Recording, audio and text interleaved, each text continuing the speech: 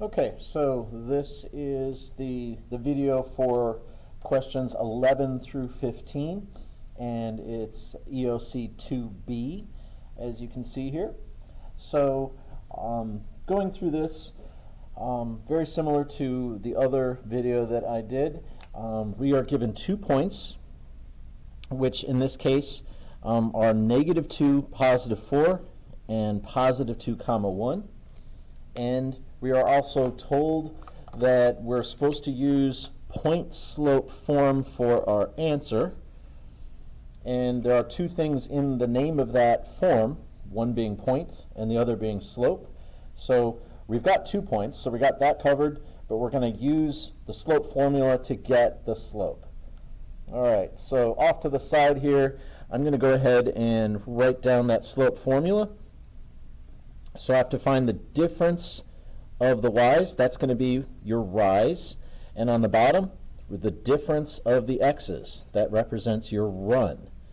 Over here, here's my x sub 1, y sub 1. In other words, this is my first point.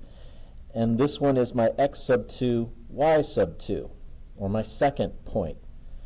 So down here, we'll go ahead and plug those in. So I want the y's, this one, then that one. So 1 minus 4 is going to go on top. And on the bottom, I'm going to have 2 minus -2. All right, simplify as we go. 1 minus 4 is -3. And then 2 minus -2 is going to become 2 plus 2, or 4. I can't do anything further with that, so I'm going to leave it. So that is my slope. Here is my first point. So that's what I need for my formula, which I like to always write down my formulas when I'm using them. It helps to make sure I'm not going to forget anything. So y minus y sub 1. Y sub 1 was right there. It was a 4. Equals, slope was -3 over 4. And then I have x minus x sub 1. And I do have a double negative there, so I'm going to rewrite this. Y minus 4 is equal to -3/4 times the quantity x plus 2. So this is in the form that it's asking for, point-slope form, right here. Number 12. So remember, parallel lines have the same slope.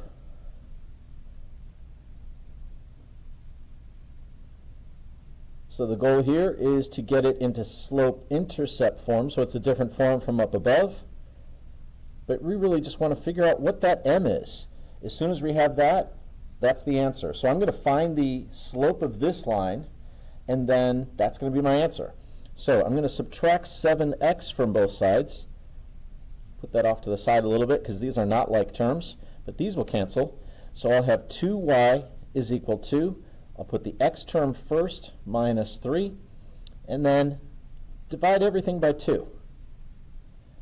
So we'll get y is equal to -7 over 2x minus 3 over 2. But the only thing I'm really caring about right now is this right there. That is my answer. That's the slope not only of the original line right here, but also of anything parallel to it. Number 13, find the inverse of the function.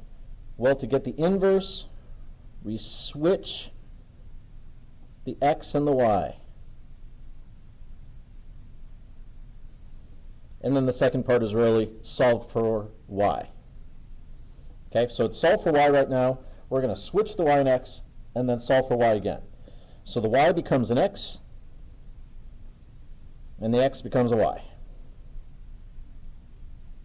Okay, now there's various ways you could probably do this. I'm going to go ahead and grab a different color pen here. And since I have 2's in the denominators, I'm going to go ahead and put parentheses here and multiply both sides times 2. Well, that's a multiply right there. Okay. Why? Well, as you see right here, it does something nice. If you distribute that 2, it's 2 over 2. Well, that's just 1, so it's y. And over here, 2 times 1/2 is just going to be a 1. So to get y by itself, I'll just go ahead and add 1 to both sides. So I'll have 2x plus 1 is equal to y. but most times that will actually be written as y is equal to 2x plus 1. So there you go. Number 14. So in the previous video we had a positive correlation. This one is an example of a negative correlation. So as x is increasing to the right, y is actually decreasing. It's going down. Okay? So you had to just think of something else, and my other example was about temperature and people wearing shorts. Well, so let's try not to do temperature again. How about just, we could say this is just time. So how about hours? Okay? And then let's say the amount of candy in a store.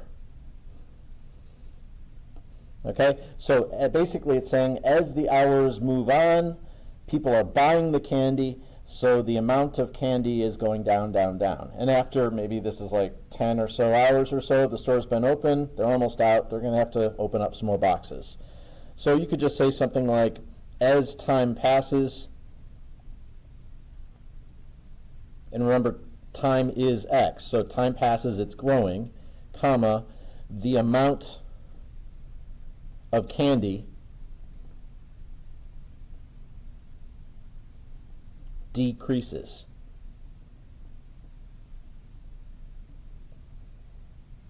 All right. All right, and the last one in this section here, it asks us to circle each arithmetic sequence below. So remember, arithmetic sequences have common differences.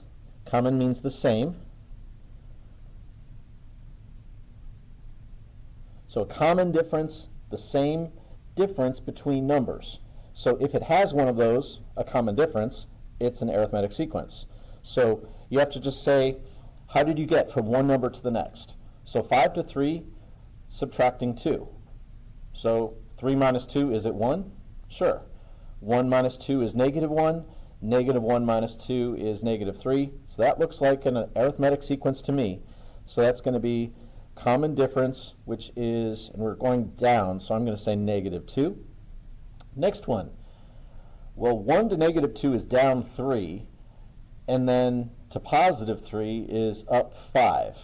So this is not going to be an arithmetic sequence. So we can just move on.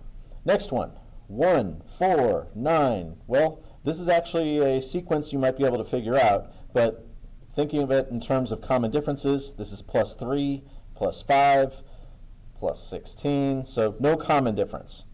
So move on. Last one, numbers are going up, so negative 7 to negative 3, that's plus 4. Negative 3 plus 4 is 1, 1 plus 4 is 5, so 5 plus 4 is 9. So the common difference, we do have one, it is 4, so I'm going to go ahead and circle 4, Roman numeral 4.